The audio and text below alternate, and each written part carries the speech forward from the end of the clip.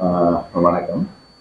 நாங்கள் இன்று இந்த சிவில் சமூகங்களுடைய சுயாதீன ஊடக மாநாடு கலந்து கொள்கிறோம். இதில் கலந்து கொள்வதற்காக நாங்கள் இங்கே அம்பாறை மாவட்டத்தில் இருக்கிற சிவில் சமூகங்களைச் சேர்ந்த பிரதிநிதிகள் வருகை இருந்திருக்கின்றோம். நாங்கள் குறிப்பாக இந்த அம்பாறை மாவட்டத்தை மையப்படுத்தித்தான் இந்த சகவாழ்வு சிவில் சமூகத்துறை செயற்பாடுகளை முன்கொண்டு செல்ல இருக்கின்றோம். குறிப்பாக இந்த அம்பாறை மாவட்டத்தை பொறுத்தவரையில் நாங்கள் ஏற்கனவே 3 இனங்களும் முன்மாதிரி பூமி அம்பாறை மாவட்டம். குறிப்பாக முஸ்லீம்களை பொறுத்தவரையில் 43 வீதமானவர்கள் முஸ்லீம்களாக இருக்கிறார்கள். பௌத்தர்கள் 38 வீதம் இருக்கிறார்கள். தமிழர்கள் 15 வீதம் இருக்கின்றார்கள். மற்ற கிறிஸ்தவ இனங்கள் 1 வீதமாகவும் ஏனைய இனங்கள் 1 வீதமாக இருக்கின்ற அவ்வாறு ஒரு பன்மைத்துவ கொண்ட ஒரு பூமி அம்பாறை மாவட்டம். குறிப்பாக பல பிரதேசங்களில் எவ்வாறு நாங்கள் பொதுவாக இருந்தாலும் எல்லா பிரதேசங்களிலும் எல்லோரும் கலந்து வாழுகின்ற ஒரு பூமியாகத்தான் இருக்கின்றது. குறிப்பாக அட்டாளைச்சேனை பிரதேசத்தை எடுத்துக்கொண்டால் அங்கே முஸ்லீம்கள் பெரும்பான்மையாக வாழுகிற நேரம், தமிழ் சகோதரர்கள் சிறுபான்மையாக வாழுகின்ற பிரதேசங்களும், பௌத்த சகோதரர்கள் சிறுபான்மையாக வாழுகின்ற பிரதேசங்களும் இருக்கின்றது. இவ்வாறு ஒவ்வொரு சம்மாந்துறையை எடுத்துக்கொண்டால், அதாவது பெரும்பான்மையாக முஸ்லீம்கள் வாழுகின்ற பிரதேசத்தை எடுத்துக்கொள்கின்ற போது சம்மாந்துறை, அட்டாளைச்சேனை, அக்கரைப்பத்து, கல்முனை, சாய்ந்தமருது, நிந்தவூர், பொத்துவில் இந்த எல்லா பிரதேசங்களிலும் முஸ்லீம்கள் பெரும்பான்மையாகவும் பௌத்த தமிழ் சகோதரர்கள் சிறுபான்மையாகவும் வாழ்கின்றதை நாங்கள் பார்க்கக்கூடியதாக இருக்கிறது. அதற்கு மறுதலையாக கல்முனை, ஆலையாடிவெம்பு, காரைதீவு, திருக்கோயில், நாவிதன்வெளி பிரதேசங்களை எடுத்துக்கின்ற போது இங்கே தமிழர்கள், அதாவது இந்து சமயத்தை பின்பற்ற தமிழ் சகோதரர்கள் பெரும்பான்மையாகவும் மற்றைய முஸ்லீம் மற்றும் பௌத்த சகோதரர்கள் சிறுபான்மையாகவும் வாழ்வதை பார்க்கிறோம். அதே போல லவுகல, மகோயா, பதியத்தலவ, தமன, தேகித்த கண்டிய, உகன இந்த பிரதேசங்களை எடுத்துக்கொண்டு பௌத்த சகோதரர்கள் பெரும்பான்மையாகவும் இந்து முஸ்லீம் சகோதரர்கள் அந்த பிரதேசத்திலே ஒரு சிறுபான்மையாக வாழுகின்ற ஒரு ஒருங்கிணைந்த ஒரு பன்மைத்துவம் மக்கள் சமூகத்தை கொண்ட ஒரு பிரதேசமாகத்தான் அம்பாறை மாவட்டம் இருக்கிறது. அம்பாறை மாவட்டத்தை பொறுத்தவரை இந்த சுதந்திரம் அடைகின்ற போது அம்பாறை மாவட்டம் இலங்கையிலே ஒரு நல்ல வன வளங்களும் நீர்ப்பாசன வளங்களும் இயற்கை வசதிகளும் கூடிய ஒரு பிரதேசமாக இருந்தது. குறிப்பாக கிழக்கு மாகாணம் நாட்டிலே கரையோரத்திலே 3ல் 1 பகுதி கரையோரத்தை பகிர்ந்து கொள்கிறது. அதிலே அம்பாறை மாவட்டத்தினுடைய கரையோர பிரதேசங்கள் மிக முக்கியமாக இருக்கிறது. குறிப்பாக இந்த சுற்றுலா பயணிகளை கவர்கின்றதை பொறுத்தளவில்லை அம்பாறை மாவட்டத்திலே அருகம்பை பிரதேசம் மற்றும் இந்த மணற்பாங்கான கடற்கரை பிரதேசம் மற்றும் இந்த விவசாய காபட் வயல் நிலங்கள் என்று சொல்கின்ற இந்த மலையகத்திலே இருக்கின்ற தேயிலை தோட்டங்களை ஒற்ற ஒரு எக்ரிகல்ச்சரல் சர்ஃபேசி என்ற ஒரு காபட் வயல் நிலங்களில் சுற்றுலா கவர்கின்ற வயல் நிலங்களையும், காட்டு பிரதேசங்களை, வன வளங்களையும், வனவிலங்குகள் உள்ள பிரதேசங்களையும் நாங்கள் இப்போது வனவிலங்குகள் பற்றி இந்த அபிவிருத்திடங்கள் குறைவாக இருந்தாலும் சுதந்திரம் அடைகின்ற போது நாங்கள் நல்ல ஒரு பிரதேசமாக அம்பாறை மாவட்டத்தை பார்க்க முடியும். குறிப்பாக இந்த சுதந்திரம் அடைந்த பிறகு முதல் கொண்டு வரப்பட்ட குடியேற்ற திட்டம் என்றாலும், நீர்ப்பாசன திட்டம் என்றாலும், கல்லோயா அபிவிருத்தி திட்டம் இலங்கையிலே முதல் கொண்டு வரப்பட்டது. அதே நேரம் இந்த அம்பாறை மாவட்டத்தில் இருக்கிற காணி பங்கீட்டை பொறுத்தளவிலே இந்த சமூகங்கள் மத்தியிலே இந்த காணி பங்கீடு ஒரு முக்கியமாக அந்த உணர்வு ரீதியான ஒரு விடயமாக இருக்கின்றது. பொதுவாக இந்த காணி பிணக்குகளும் தான் அது சமய ரீதியான பிணக்குகளாக, மத ரீதியான பிணக்குகளாக கடந்த காலத்திலே சமாதானத்துக்கு ஒரு சவாலான ஒரு சூழலை உருவாக்கி இருந்தார். ஆனால் ஒப்பீட்டு ரீதியிலே அம்பாறை மாவட்டம் இனங்களுக்கு இடையிலான உறவை நன்கு கையாளுகின்ற ஒரு பிரதேசமாகத்தான் இருந்திருக்கின்றது. எங்களுக்கு தெரியும், கடந்த யுத்தம் முடியும் போது இன்னும் மற்ற சமூகங்களுக்கு இடையிலான மேலும் ஒரு நெகட்டிவ் பீஸ், அதாவது ஒரு மறைமுகமான யுத்தம் வந்தபோது, ஆனால் அம்பாறை மாவட்டத்தில் தான் இந்த கொத்து, அதாவது அந்த மலட்டுத்தன்மை ஏற்படுத்துகிற கொத்து என்ற பிரச்சனை உருவாகியது. ஆனால் அம்பாறை மாவட்டத்தில் அது மேலோங்கி இருக்கவில்லை. அது ஒரு கட்டுப்பாட்டுக்கு கொண்டு வந்தது. அது அம்பாறை மாவட்டத்துக்கு வெளியிலே தான் ஒரு பத்தி எறியக்கூடிய பல கோடிக்கணக்கான நஷ்டத்தை ஏற்படுத்தக்கூடிய ஒரு சூழ்நிலையை உருவாக்கி இருந்தது. இதற்கு முக்கியமான காரணம் இங்கே இருக்கின்ற சிவில் சமூகங்கள் இடையே, அதாவது நீங்கள் தமிழ் முஸ்லீம் பௌத்த என்று சிவில் சமூகங்கள் தனித்தனியாக செயற்பட்டு இருந்தாலும் கூட, குறிப்பாக பள்ளிவாசல் நம்பிக்கையாளர் சபைகள், கோயில் தர்மகர்த்தாக்கள், விகாரிகளுடைய தர்மகர்த்தாக்கள், இவ்வாறு இந்த சிவில் சமூகங்கள் தனிய இன ரீதியாக, மொழி ரீதியாக, மத ரீதியாக பிரிந்து செயற்பட்டாலும் கூட அவற்றுக்கிடையே ஒரு ஒற்றுமையான ஒரு சேர்ந்து வாழுகின்ற ஒரு போக்கு கடந்த காலத்தில் இருந்தது. அதனால்தான் கடந்த காலத்தில் நடந்த பல சம்பவங்கள் இந்த பிரதேசத்திலே தாக்கத்தை குறைக்கக்கூடியதாக இருந்தது. இந்த விடயங்களை நாங்கள் இந்த ஊடக மாநாட்டிலே எங்களோடு இங்கே கலந்து ஓடுகின்ற சிவில் சமூக தலைவர்களை பொறுத்தளவிலே, குறிப்பாக இந்த நாடு கடந்த 30 வருட கால யுத்தத்தை எதிர்நோக்கி ஒரு சீரழிவு நிலையை எதிர்நோக்கி இருந்தாலும் கூட, அடுத்து வருகின்ற தொடர்ச்சியாக வருகின்ற தேர்தல் காலங்களிலே இருக்கின்ற யுத்த கால அராஜகங்கள் ஓய்வடைந்திருந்தாலும் இந்த தேர்தல் காலத்திலே இந்த அராஜக நிலைகள் அடிக்கடி ஒரு சிறு அளவிலே ஒரு குறிப்பிட்ட அளவிலே தோன்றி இருப்பது ஒரு சவாலாக இருக்கின்றது சமாதானத்தை கொண்டு வருவதற்காக. எனவே நாங்கள் இன்று சிவில் சமூக தலைவர்களாக ஒன்றிணைந்து எவ்வாறு நாங்கள் எதிர்கால சந்ததிக்கு, குறிப்பாக இலங்கையை சொல்வார்கள் கிழக்கிலே சுவிட்சர்லாந்து என்று சொல்வார்கள், அவ்வாறு ஒரு நல்ல ஒரு இலங்கையை அம்பாறை மாவட்டத்தில் இருக்கின்ற எங்களுடைய எதிர்கால சந்ததிக்கு கொண்டு செல்லலாம் என்பது தொடர்பாக, குறிப்பாக இந்த இன ஐக்கியம், அதாவது இந்த தேர்தலத்தில் இந்த போதைப் பொருள் மற்றும் மதுபான பாவனைகள் எவ்வாறு இந்த குடும்பங்களை சமூகங்களை சீரழிக்கின்றது, அந்த போலி செய்திகள் எவ்வாறு சீரழிக்கின்ற தொடர்பாக இந்த ஊடக மாநாட்டை நடத்தி வருகின்றோம். எனவே எங்களுடைய இந்த சிவில் சமூக தலைவர்கள் அம்பாறை மாவட்டத்திலே சமாதானத்தை உணர்வதிலே பங்களிப்பு செய்கின்ற, அதாவது சிவில் சமூகங்கள் பங்களிப்பு தொடர்பாக தான் இந்த ஊடக மாநாடு இடம்பெற்றிருக்கின்றது. உதாரணமாக இந்த சிவில் சமூகங்களை பொறுத்தவரையிலே சிவில் சமூகங்கள் உண்மையிலே சமாதானத்துக்கு பங்களிப்பு செய்கிறதா, அல்லது அந்த செய்கின்றதிலே விளைவுகள் வருகிறதா, அல்லது எதிர்கால ஒரு இந்த ஏர்லி மார்னிங் என்று சொல்வார்கள், ஏர்லி மார்னிங் ஏர்லி ரெஸ்பான்ஸ், எதிர்காலத்தில் நடக்கிற விடயங்களை முன்னறிந்து ஒரு ரெஸ்பான்சிபிளாக சிவில் சமூகங்கள் இருக்கிறதா என்பது தொடர்பாக நாங்கள் ஒரு கடந்த காலத்தில் ஒரு கலந்துரையாடல்களை நடத்தினோம்.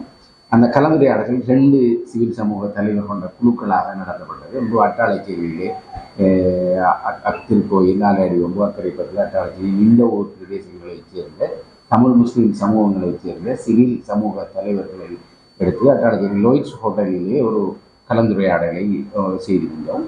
அதே போல கல்முனை பிரதேசத்திலே இருக்கின்ற சிவில் சமூக தலைவர்களை முன்னிட்டு கல்முனை, பாண்டிருப்பு, மருதமுனை, காரைதீவு, சம்மாந்துறை இந்த பிரதேசங்களிலே இருக்கின்ற நாவிதன்வழி இந்த சிவில் சமூக தலைவர்களை முன்னிட்டு நானும் டொனிட்டா அவர்களும் ஒன்றிணைந்து அந்த கலந்துரையாடல்களை செய்திருந்தோம். குறிப்பாக எம்மை பொறுத்தவரை நாங்கள் கடந்த காலத்திலே இந்த சமாதானத்தை கட்டியெழுப்புகின்ற வேலை திட்டத்திலே ஈடுபட்டு வருகின்றோம். உண்மையிலேயே இந்த சமாதானத்தை கட்டியெழுப்புகிற வேலை திட்டங்கள் எங்களுடைய பிரதேசத்துடைய தேவைகளை அறிந்து எங்களுடைய மக்களுக்கு சிவில் சமூகங்கள் விழிப்பூட்டப்பட வேண்டிய ஒரு தேவை இருக்கிறதை உணர்வுதான் நாங்கள் இந்த சிவில் சமூக தலைவர்களோட கலந்துரையாட செய்வோம். அந்த 2 குழுக்களிலிருந்து தெரிவு செய்யப்பட்டிருக்கின்ற 6 சிவில் சமூக தலைவர்களோடு நாங்கள் இந்த ஊடக மகாநாட்டிலே சந்திருக்கிறோம். குறிப்பாக இந்த அம்பாறை மாவட்டத்தை பொறுத்தளவிலே, அம்பாறை மாவட்டம் இலங்கையிலே ஒரு 3 இனங்களும் முன்மாதிரியாக வாழுகின்ற ஒரு பிரதேசம். பல வகையிலுமே இது ஒரு பன்மைத்துவத்து கொண்ட ஒரு பிரதேசம். இன ரீதியாக, மொழி ரீதியாக, புவியியல் அமைப்பு ரீதியாக, காலநிலை ரீதியாக, அடுத்தது இயற்கை வளங்கள் கொட்டி கிடக்கின்ற ஒரு பிரதேசம்.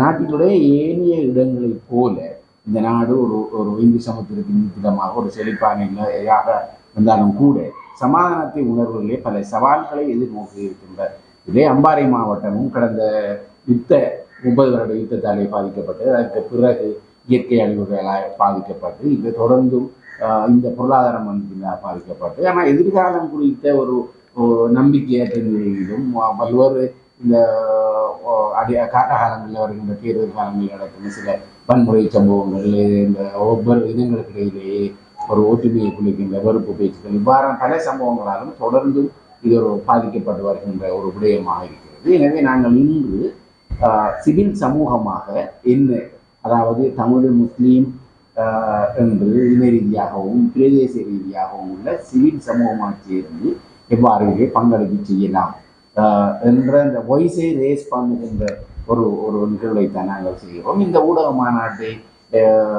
கேட்டுக்கொண்டிருப்பவர்கள் பல ஆலோசனைகளை பரிந்துரைகளை சொல்ல முடியும், சமூக ஊடகங்களோடாகவும் நேரடியாகவும் சொல்ல முடியும். எனவே நாங்கள் எதிர்காலத்திலே உங்களுடைய கருத்துக்களை ஆலோசனை இதே போன்று வெவ்வேறு சிவில் சமூக தலைவர்களுடைய ஆலோசனை கருத்துக்களை சேர்த்துக்கொண்டு நாங்கள் பயணிக்க இருக்கிறோம். அடுத்ததாக துனிதா அவர்கள் ஊடக மாநாடு சம்பந்தமான கருத்துக்களை பகிர்ந்து கொள்வார். அனைவருக்கும் அன்பின் பணிவு வணக்கம். அஸ்லாம் அலைக்கும். அனைவர் மனங்களிலும் சாந்தியும் சமாதானமும் நிலவ இறைவனின் ஆசியை வேண்டிக் கொண்டு, நான் திருமதி ஜெனிதா மோகன், ஒரு சமூக செயற்பாட்டாளர். காலத்தின் தேவை கருதி இந்த சிவில் சமூக உறுப்பினர்களின் ஊடக மாநாட்டில் சந்தித்திருக்கின்றோம். எமது நாட்டின் இன்றைய பொருளாதார நெருக்கடி காரணமாக நாம் சிவில் சமூக உறுப்பினர்கள் என்ற விதத்தில் பல்வேறு செயற்பாடுகளை முன்னெடுக்க வேண்டிய பொறுப்பும் கடமையும் எங்களிடம் காணப்படுகின்றது. அதன் ஒரு கட்டமாக அம்பாறை மாவட்டத்தில் உள்ள சிவில் சமூக உறுப்பினர்களை ஒருங்கிணைந்த கலந்துரையாடல்களின் முதல் கட்டமாக இந்த ஊடக மாநாட்டில் கலந்து கொண்டிருக்கின்றோம். இன்னும் சில விடயங்களை நாங்கள் எங்களது சமூகத்துக்காக எடுத்து செல்ல வேண்டிய பாரிய பொறுப்பு எங்களிடம் உள்ளது. அந்த விதத்தில் எமது நாடு ஒரு அழகான பூந்தோட்டம் போன்று, பல்வேறு மலர்களை கொண்ட ஒரு அழகான பூந்தோட்டம் போன்று, பல்லின மக்கள், பல்லின கலாச்சாரம், பல்வகை தன்மை என்று பல்வேறு சிறப்புகளுடன் காணப்படுகின்ற ஒரு அழகான நாடாகும். இந்த நாட்டில் வன்முறையற்ற கலாச்சாரம் பேணப்படும் போது இந்த நாடு ஒரு பாரிய அபிவிருத்தியை நோக்கி நகரும். அதாவது நாங்கள் அனைவரும் வன்முறையற்ற ரீதியில் முரண்பாடுகளை களைந்து சம வாய்ப்பு, சம வளப்பகிர்வு என்ற ரீதியில் சமமான தன்மை இடம்பெறும் போது இங்கு பாரியதொரு மாற்றத்தை காண முடியும். குறிப்பாக கடந்த காலங்களில் சில கசப்பான அனுபவங்களை நாங்கள் பார்க்கும்போது தனிநபர் பிரச்சினைகள் சமூக பிரச்சினைகளாக மாற்றப்படுகின்றது.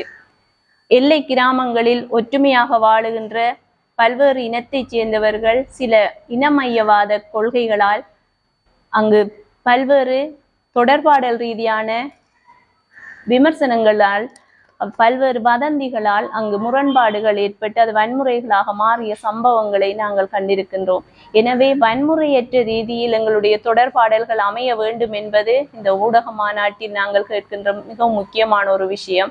எனவே கடந்த கால வடுக்களை களைந்து எதிர்காலத்தை கட்டியெழுப்ப வேண்டும் என்ற நோக்கில் நாங்கள் ஒவ்வொருவரும் சமூக பொறுப்புடையவர்களாக சமூகத்தில் ஆங்காங்கே எங்களிடம் வந்து சேருகின்ற வதந்திகளை நம்பாமல் அதனுடைய உண்மைத்தன்மைகளை நாங்கள் இனங்காண வேண்டும் என இந்த சந்தர்ப்பத்தில் தாழ்மையாக கேட்டுக்கொள்கின்றேன்.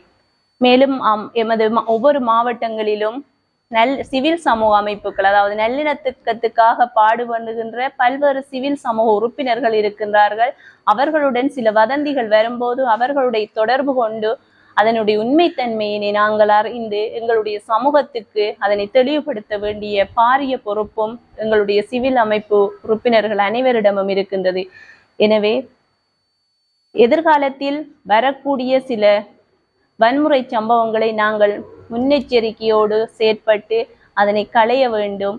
ஏனென்றால் பல்லின மக்கள் வாழ்கின்ற இந்த நாட்டில் ஒரு இனத்தை இன்னொரு இனம் அடக்கி ஒடுக்கி வாழ்வதனால் அங்கு முரண்பாடுகள் தான் அதிகரிக்கும், வன்முறைகள் தான் வெடிக்கும். அந்த வன்முறைகள விளைவுகள் எங்களுக்கு சில அனுபவங்களை கற்றுத்தந்திருக்கின்றது.